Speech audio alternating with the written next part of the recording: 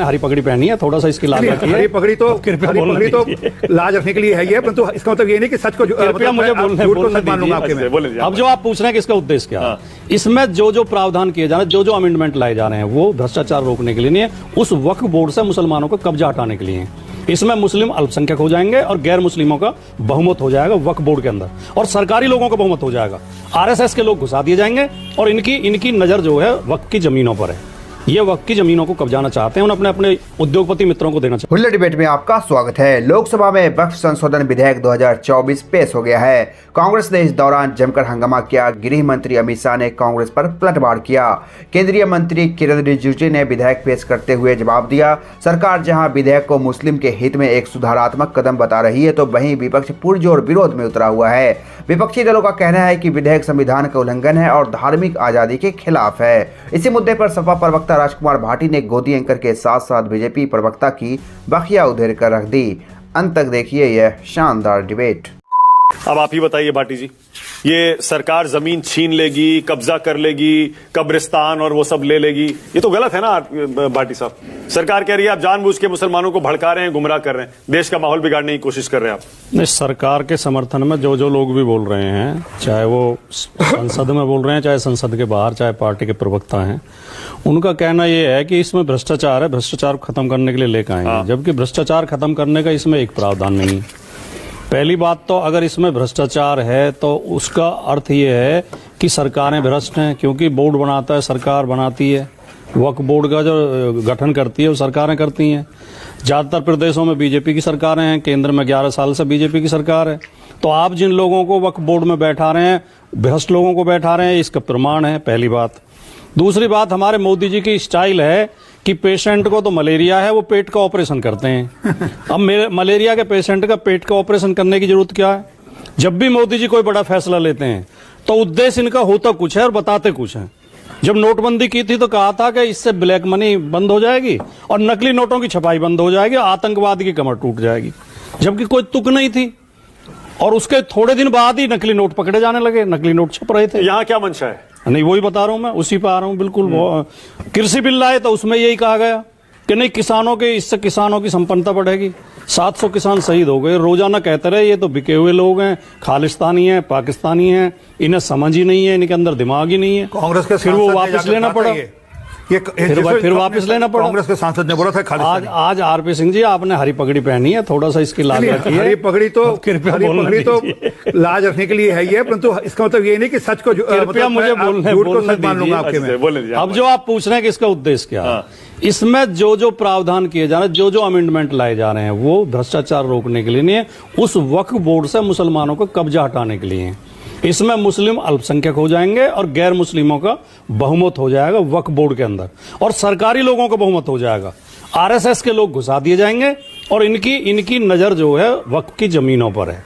ये वक्फ की जमीनों को कब्जाना चाहते हैं, उन्हें अपने उद्योगपति मित्रों को देना चाहते हैं।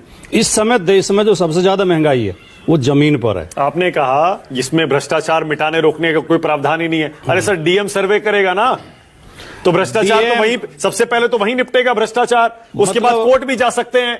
मतलब जो पहले सर्वेयर थे वो बेईमान थे और जो डीएम के पद पर बैठा वो ईमानदार होता है। यही तो आरोप है। इस देश की जनता कोई विश्वास कर सकती है कि डीएम ईमानदार होता है? डीएम जो सरकार की मंशा होती है, डीएम वो करता है। एक डीएम की खराब नियत की वजह से इस देश में इतना बड़ा बवाल हुआ। 1949 में डीएम ने ही मस्जिद के अंदर मूर्तियां रखवाई थी और डीएम ने ही ताला लगाया था, और प्रधानमंत्री और मुख्यमंत्री के आदेशों का उल्लंघन करते हुए ताला लगाए रखा, उसमें नमाज बंद करा दी। ओके, मलूक नागर जवाब दे रहे हैं आपका, उसके बाद वारिस पठान और अनुप्रिया के पास जा रहा हूं। 3 लोग नहीं बोले, सेकंड राउंड में दूंगा। इनको देखो, आज भी राम मंदिर से कितनी चिढ़ है। मतलब आज भी राम मंदिर बिल्कुल है। आपने अभी कहा, हाँ, आपने जो गैर संवैधानिक कार्य है उससे चिढ़ है। राम मंदिर बना, गैर कानूनी काम करेगा, चाहे मंदिर वाला करे, चाहे मस्जिद वाला करे, आज भी चिढ़ है। और दूसरी बात, और कौन से लोग आएंगे? 11 में 2 लोग होंगे, और क्योंकि हिंदुओं की प्रॉपर्टी भी उसमें है। आप गांव के गांव कह रहे हैं हमारे हैं, मंदिरों के मंदिर हमारे हैं, जो मंदिर इस्लाम के बनने से पहले से हैं वो भी हमारे हैं। तो इसलिए हिंदुओं को मुझे वारिस पठान के पास जाना पड़ेगा, उसके बाद आ रहा हूं मलूक भाई और अनुप्रिया।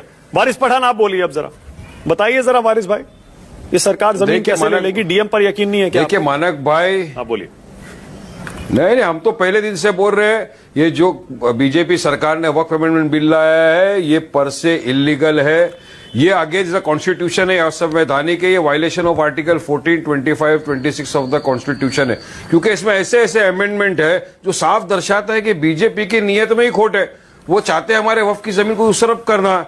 अब आप पूछोगे कैसा, तो मैं आपको बताऊंगा कैसा। इसके अंदर एक प्रावधान ये है कि अगर हिंदू एंडोमेंट बोर्ड के अंदर तो आप किसी मुसलमान को नहीं रखोगे, या गुरुद्वारा के बोर्ड के अंदर तो किसी मुसलमान को आप नहीं रखोगे, मगर यहाँ पे आप वक्फ बोर्ड के अंदर आप डाल रहे हो नॉन मुस्लिम को।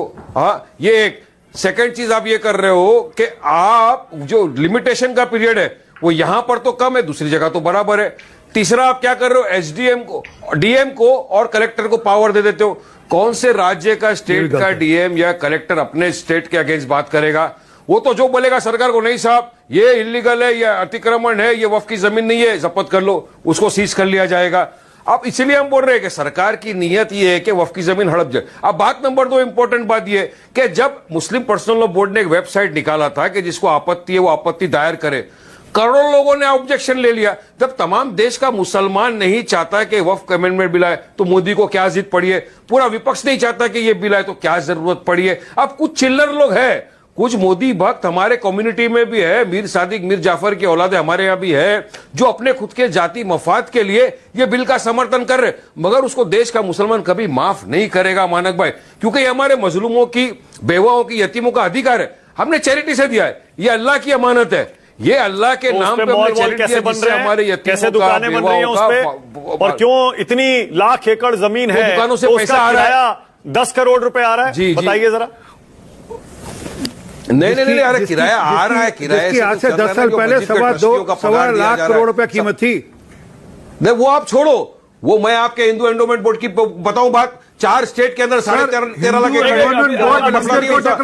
गवर्नमेंट की जमीन है जहां पे इलीगल अतिक्रमण है, उसका क्या करेंगे आप? कितनी गवर्नमेंट की जमीन है जहां पर इलीगल, जिससे मंदिर भी बने हुए हैं मानक भाई, उसका क्या करेंगे आप? हम लोग तो कुछ नहीं बोलते। हमारे रिलीजियन अफेयर में क्यों घुसड़ना है आपको? ये मुसलमानों से जो नफरत है मोदी को, ये सबका साथ सबका विकास, ये सिर्फ एक जुमला है, प्रॉपर्टी डीलर हो, झूठ बात नहीं करने का। नहीं, देखिए आप झूठ बोलोगे, अच्छा कृपा कर आपका वकील हो ना, वकील हो, जरा कलकत्ता हाई कोर्ट ने क्या कहा था बता दीजिए वक्फ बोर्ड के बारे में। डेफामेशन नोटिस मारूंगा। अरे आप मारिए ना। वक्फ बोर्ड के बारे में क्या कहा था? बात करो, वक्फ बोर्ड के बारे में क्या कहा था? वक्फ बोर्ड के बारे में कलकत्ता हाई कोर्ट ने क्या कहा था? सुप्रीम कोर्ट ने क्या कहा था कि ये प्रॉपर्टी मैनेजमेंट के लिए रिलीजियस बॉडी नहीं है, ये आगे जा सकते रहे हाईकोर्ट में, मतलब ट्रिब्यूनल के ऑर्डर के खिलाफ हाईकोर्ट में जा सकते हो ना आप, तो फिर क्यों मोदी झूठ बोल रहे हैं कि आप ट्रिब्यूनल के खिलाफ जा नहीं सकते? आपके मुंह से सच निकला, ट्रिब्यूनल के सारे ऑर्डर्स के खिलाफ आपने बोला कि कोर्ट में मैटर पेंडिंग है। स्पेशल सर्कमस्टांसेस आपको भी पता है, वकील हैं आप। स्पेशल सर्कमस्टांसेस अगर कोई है तो जा सकते हो ना, एक प्रावधान तो है ना, मगर ये झूठ फैला रहे कि ट्रिब्यूनल के ऑर्डर के आगे सब जा ही नहीं सकते। और यही झूठ फैला के मुसलमानों के खिलाफ जो नफरत है ना वो दिखाना चाहते हैं। कृपा करके रेड की कॉपी मंगवाइए, डीएम फैसला कौन बोला? डीएम के ऊपर का अधिकारी करेगा उसको, फिर क्यों डीएम और कलेक्टर को डाल रहे? नहीं डाला, अगर डीएम फैसला नहीं करेगा तो उसको डालने की जरूरत क्या है? हमारे रिलीजियस अफेयर में आप क्यों डालना चाहते हो? आपका रिलीजियस अफेयर नहीं है, माफी के साथ डालना चाहते हो, चलो निकालो उसको। आपका रिलीजियस अफेयर का इशू नहीं है, ये प्रॉपर्टी मैनेजमेंट का इशू है, इसको कृपा करके हमारे रिलीजियस अफेयर का है। कमेटी के साथ एनरोलमेंट बोर्ड के साथ कंपेयर नहीं कर सकते आप। मैं आपको पूरा पढ़ के सुनाऊं कि आरपी सिंह आपने जवाब नहीं दिया, मैं दोबारा पूछ रहा हूं। आरपी सिंह साहब हरी पगड़ी पहन के बैठे हो, खामोश।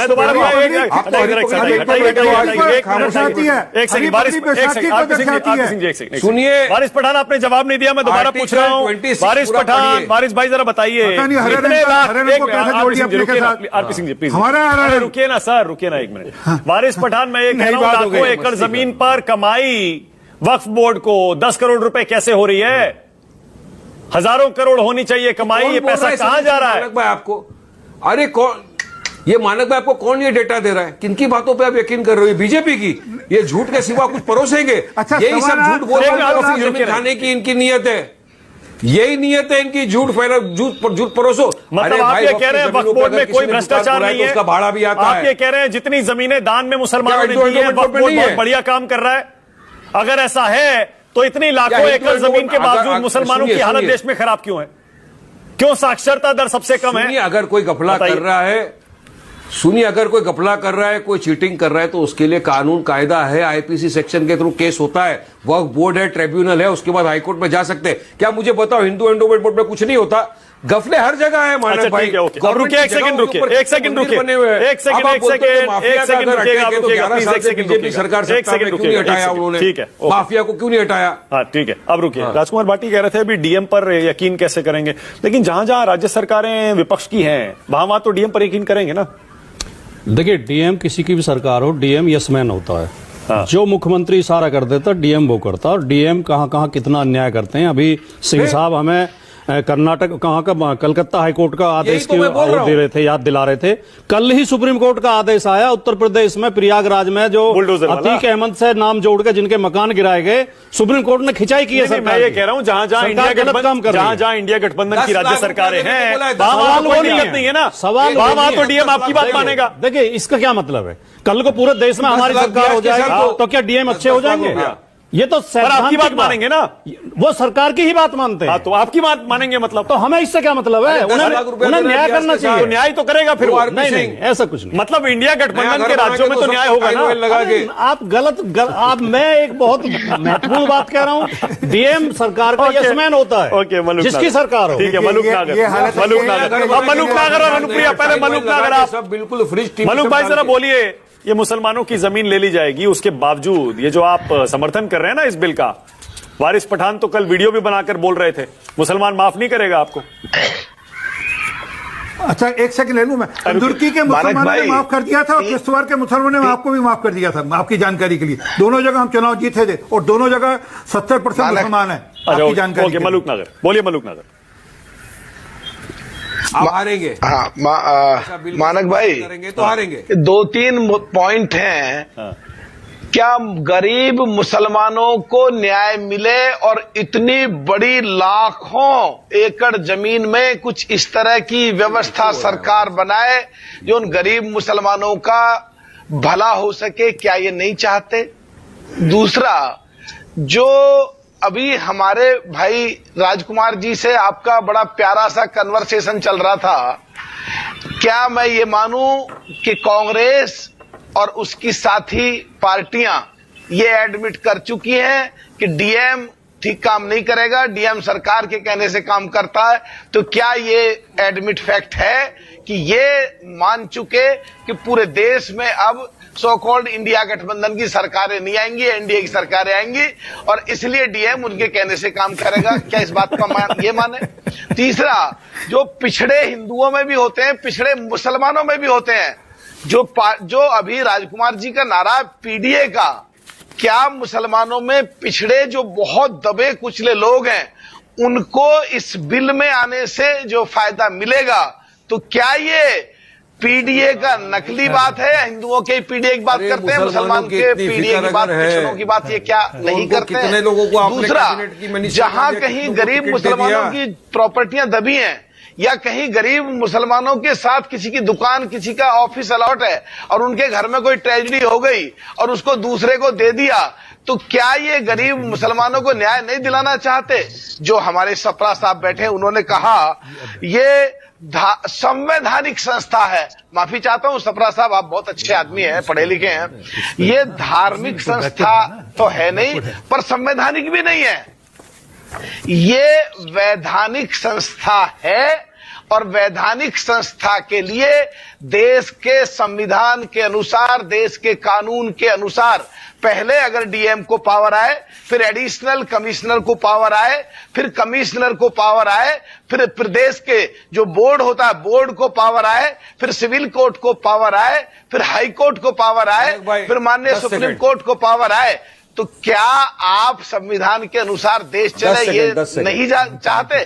और जो मुसलमानों में पूरे देश में आज पसमंदा मुसलमान हो, पिछड़े मुसलमान हो, गरीब मुसलमान हो, गांव के मुसलमान हो, देहात के मुसलमान हो, क्या उनको उसी तरह गुमराह कर रहे हो जैसे भी सप्रा साहब ने कोट करा, जो अनुराग साहब का उस समय का जो एक कुछ के गोली मारो दोस्तों, आपको बता दें केंद्र सरकार ने बुधवार को लोकसभा में वक्फ बोर्ड संशोधन विधेयक पेश कर दिया राज्यसभा में यह गुरुवार को पेश किया जाएगा। इस विधेयक को लेकर सरकार और विपक्ष के बीच तनाव बढ़ गया है। सरकार इसे पारित कराने के लिए तैयार है, वही विपक्ष इसे असंवैधानिक बता रहा है। इस पर अपनी राय हमें जरूर बताएं। वीडियो पर लाइक कमेंट करना ना भूलें। अगर आप चैनल पर नए हैं तो चैनल को जरूर सब्सक्राइब कर लें। धन्यवाद।